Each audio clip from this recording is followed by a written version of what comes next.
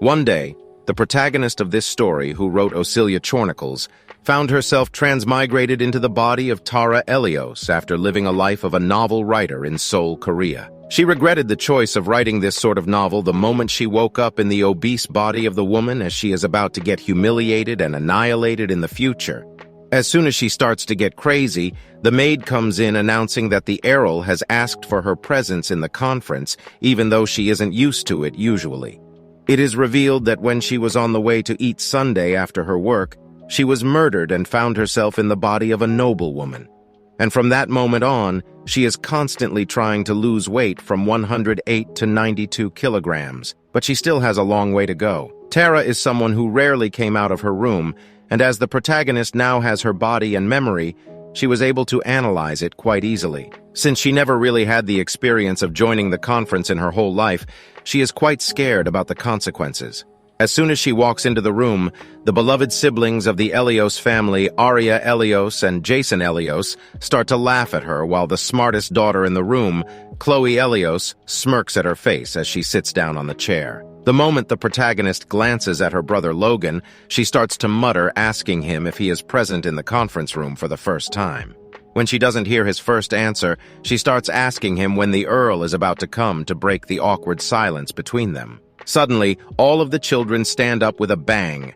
Tara decides to do the same to pay respect to their father, Lloyd Elios, the man who is the Earl of Elios and the current head of the Elios family.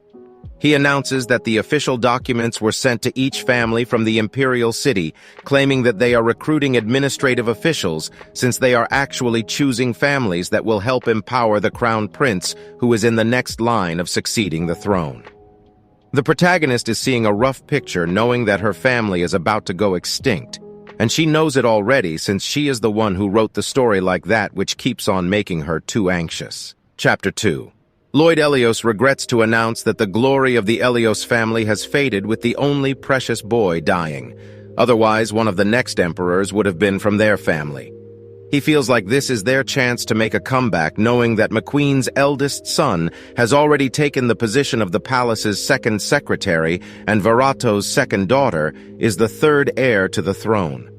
As none of Lloyd's family has taken up a role at the palace, people are claiming that he only loves money, which makes him truly discontent with the whole thing.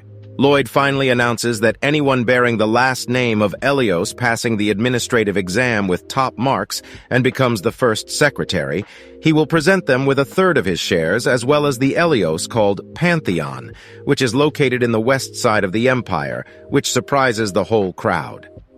The butler announces that the meeting will be repeated again after lunch in the dining room, and eventually everyone starts stepping outside, including Tara, who is as lonely as ever.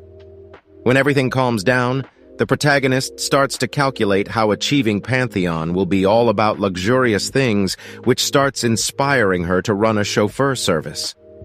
When the maid comes asking her around if she didn't have an appetite for lunch, it seems that she has already bought food with her, and the reason the maid was called in is because she wants to get notified as soon as the lunch is over in the dining room. Then she begins thinking about enough ploys to prevent the extinction of Elios' family from happening, and she is nervous thinking about the future of Elios' family. Jason starts to prove what a nuisance and idiot he is to everyone by asking dumb questions to his father, and Logan begins asking for an early graduation for his father, and it doesn't make sense to the protagonist. Then finally, Chloe asks her father how long it is till they nominate a secretary, and it seems that they only have around 2 to 3 years, knowing that the new emperor will take the throne around that time.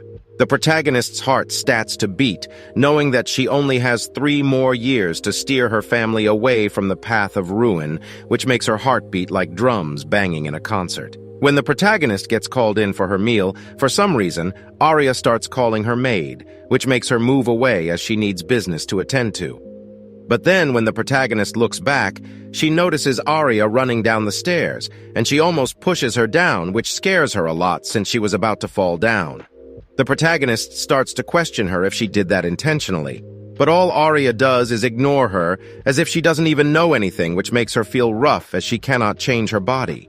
The protagonist feels like she has to take revenge on Aria as she starts asking her father about applying for the role of crown princess. She starts acting like an adorable princess while the protagonist knows that she will die sooner rather than later. But before her father is about to move out, the protagonist gathers enough strength to call her father about trying in the selection process, as she is an Elios as well. As she utters the request, the whole crowd of her family starts murmuring, despising her, and it makes her father shut up the whole crowd, asking her what position the protagonist would try out for. Then, by gathering enough strength, the protagonist calls in saying that he would have to allow her in any position she wants to try out. Chapter 3. But it doesn't go well for her father, as she doesn't really have much contribution to the family, so she isn't about to have the same as everyone else. Then the protagonist doubles down on the fact that anyone with Elios blood is about to participate, since there is trust between them, which makes him wonder if his daughter was always this brave and talkative. Finally, the protagonist takes a vow to prove herself in front of everyone one day, and the whole crowd goes silent after hearing her getting agitated. Liad Elios marks down on the 3-year mark, and the protagonist claims that it is exactly the time when she wakes up, and now she will have to bear the weight it follows. Lloyd calls in the butler and points out that now she will have to get educated by a teacher for her future, and walks out of the conference room instantly. When the meeting finishes, the protagonist is now doubting if she has done well by bragging so much in front of everyone, thinking that she should have done better while using the axe to exercise on her chubby body to decrease the weight. It seems that she is getting trained by a knight wielding a huge axe who teaches her properly how to use an axe without off-balancing the whole body. As she goes on to use it without listening to him, she falls down instantly, and the man looks down on his student in disappointment, and the protagonist couldn't help but feel helpless thinking about her current state. As a punishment, she now has to walk 5 laps with quick steps, which she starts to do almost immediately as she remembers the fact that she will be beheaded in 3 years. Now she has to make amends to avoid that reality. She is happy that she has her teacher Bernard, while Bernard thinks that the lady has finally gone mad with her life. Even 2 months ago, the protagonist approached him, talking him into making him as her personal trainer to learn martial arts, and he couldn't help but wonder why he was the one chosen. He couldn't understand why a general would be of her help, as he only trains the soldiers, but the protagonist tries her best to make him listen to her, as it is not a detrimental business. He claimed that he was bound to go to war and not be a personal trainer, doubting that he will achieve anything good by training her but the protagonist. So she decides to talk about the tax collection team incident that is sensitive to him. She serves him some kind of medicine for his health condition that was suggested by Sir Oliver, which will heal him properly, and that worked well. Then the protagonist starts giving him emotional blackmail therapy, which made him feel quite vulnerable that he couldn't reject the offer. When he agreed, she promised him a regular supply of the medicine while paying him on a daily basis, which worked like a charm since she is the one who had written the story. After seeing the new habit of his daughter, the Earl started looking into her matter as she starts to get better and better as months pass, and he couldn't believe that his daughter would be this smart to change herself like this. He even detected information about the man Bernard Smith, looking into her personal training out of curiosity. The Earl wanted his assistant to keep notes on the knight who was appointed for his daughter, not knowing his true intentions. Chapter 4. The hardcore training of the protagonist keeps going on, and she takes it in the best way possible by starving from dawn until dinner time, and she lost 2 kilograms. The time when she is about to feed herself, she gets shocked to see cookies and calls out for the maid, as she never asked for them from her. The maid comes in to say that it is the daily snack she brings for them, but the protagonist corrects her by saying that she just needs water from now on, as she is trying to avoid eating high-calorie foods to reduce her heavy weight, even though she truly loves chocolate cookies.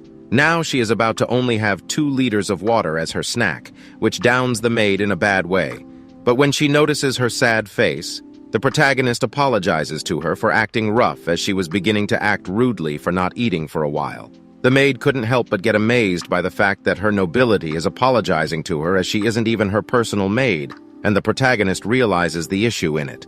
She then asks her to be her personal maid, and even stated that she would never order her something if she doesn't consent to it, which blows away the maid's mind, as she never expected to hear something like that from a noble lady. When the protagonist expected the worst, the maid ends up accepting her request and ran off to bring her cloak, which was being repaired at the moment. Then the protagonist goes on to visit Vittoria Elios, who is the mother of Jason and Chloe, who has been talking to some visitors in the guest hall. The protagonist starts to get nervous, as there are too many guests to talk about the issue she was interested in talking about. The moment she shows her face to Victoria, she notices her reaction by questioning a girl's attitude, calling her own time precious, while double-downing on the protagonist's side of the family, while calling her a commoner named Isabel Elios.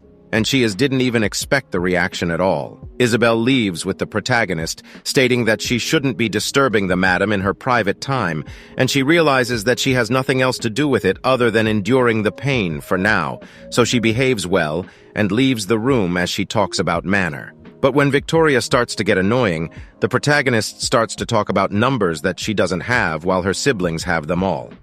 The whole crowd in the room starts to get hazy thinking about what she is questioning. It seems that she was talking about having personal maids, and when the crowd hears all about it, they start to understand how deep the water is inside the imperial family as they keep on gossiping about it. Then Victoria starts to show some excuses in front of the crowd to hide the fact, claiming that she had been busy with all the paperwork. But the protagonist keeps on pressing the situation by mentioning the incident related to some maid stealing inside the imperial house. Victoria decides to give her permission to hire her new personal maid, and then Isabel asks about her knowledge regarding the food supplies as she was curious. After having a conversation with Isabel, the protagonist learns that all of the madams are investing in some kind of wine, and that was the reason why they all gathered in the room, as the aristocratic wives are free to invest in anything. When the protagonist wanted to research it, her mother couldn't help but wonder how her daughter got so mature in such a short time, as she looks rather different from how she used to be 7 years ago. After noticing that her mother is close to guessing something, she decides to ignore the topic while sweating and everything, claiming that she will have to leave. She claims that she is about to test her luck, but her mother doesn't understand any of her words as she gets on the carriage. The protagonist quickly arrives in the city and marks a huge tower, claiming that she is ready to do some coaxing, which shocks her companion. Chapter 5. Just upon hearing the protagonist's requests, her personal trainer starts to regret making a choice of acting as her personal trainer, as the others are busy fighting and serving on the battlefield, while he is only chasing someone's rear, thinking that he would be better off becoming a royal palace gatekeeper. He notices that the entrance is 25 minutes far from them, and the next test of luck is about to happen in 3 months. The protagonist starts to scold Bernard by asking if he truly has any kind of problems, as she feels like he has a narrow mind as he is called in to be her escort. She then starts to question his loyalty when he starts to get salty about the whole situation, and the protagonist asks him to observe her for a month to figure out if being her knight is beneficial to him or not, as he will be able to decide his motive after. Both of them agree with the statement, and they soon reach Lectin Road, which is famous for people dying and getting abducted, which makes Bernard feel like she is not in her sane mind at all if she wants to visit this part of the city. When the protagonist claims that she knows about all of it, Bernard gets mad at her for requesting him to accompany to it, but she continuously requests him to follow her through it, as it is about to change her life completely. Then Bernard decides to accept her request, realizing that there is no other way around the situation, but instructs the protagonist to keep close to himself as they need to cross the road very quietly. As they start to walk, Bernard stops after going for a while, claiming that something is about to come, so she needs to go behind the wall for it. When the protagonist goes behind the wall, she hears the noise of fighting, and just upon taking a glance at the crowd in curiosity,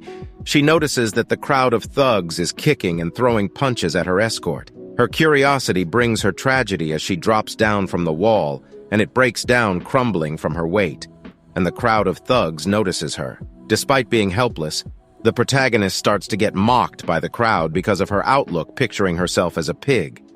When she starts to get away, they continue to mock her even then, but she still tries to apologize to the men politely for disturbing them.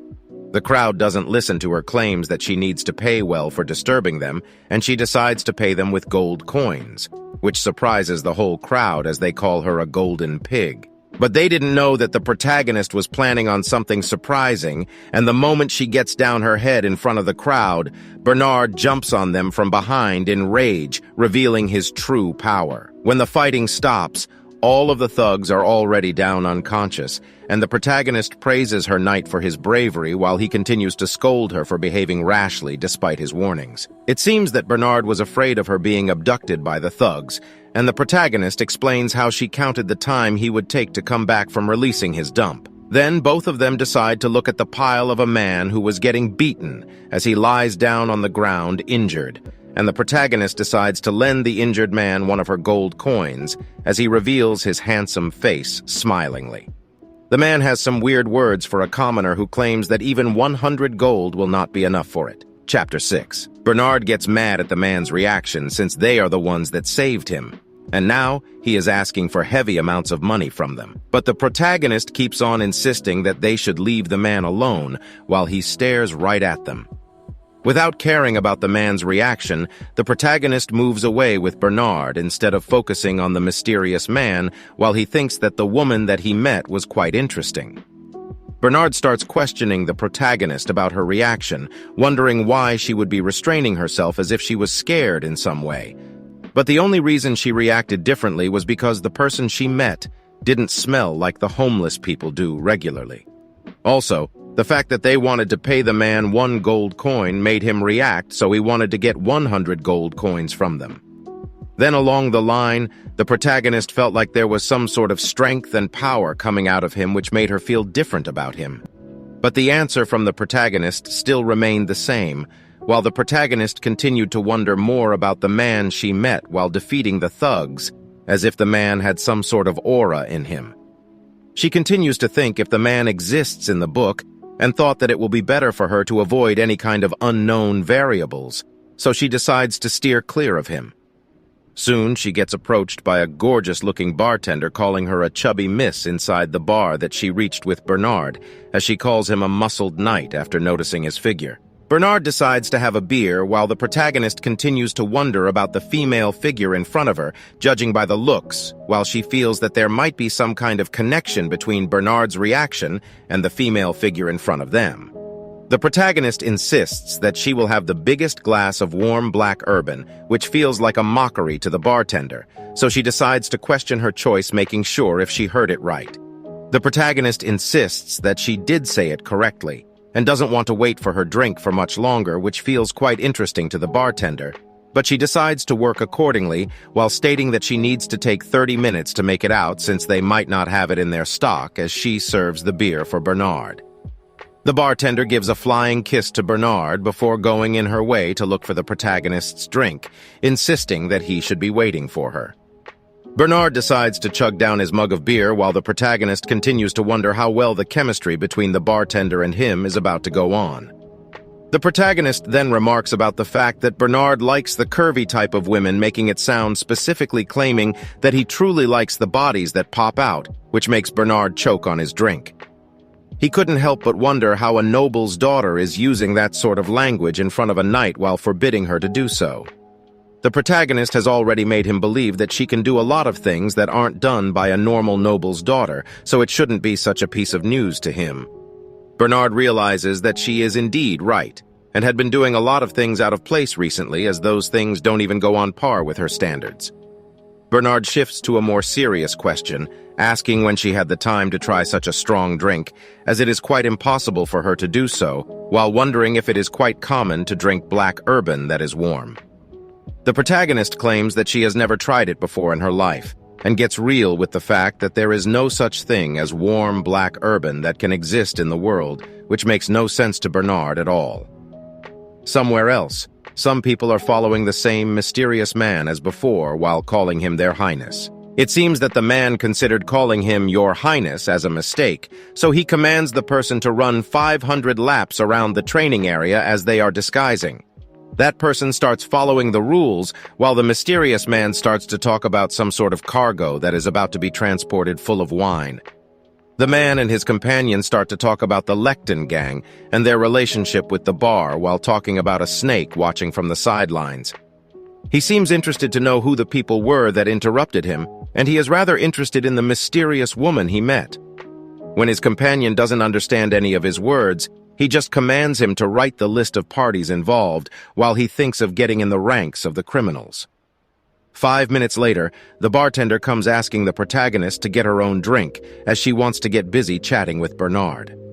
Bernard insists that she cannot go alone, but the protagonist insists that it will be fine, claiming that if anything goes wrong, she will scream as she has to tend to something important. Bernard starts to whisper something in the ear of the protagonist before she leaves, and the protagonist goes on to have a chat with the blonde woman inside the secret room named Andre Pete, who rejects her offer to take her as a student. When they start to talk, Andre decides to roll down the hourglass as she begins questioning the protagonist about the urgency of her request. Then finally, the protagonist reveals that the main urgency of her request is to save the damned family, as the secrets of it are about to be unveiled. Than KS for staying with us this whole time. This will be all for today, and if you want to support the channel just like Bernard, who stays with the protagonist all the time, click on the subscribe button and ring the notification bell. See you again next time.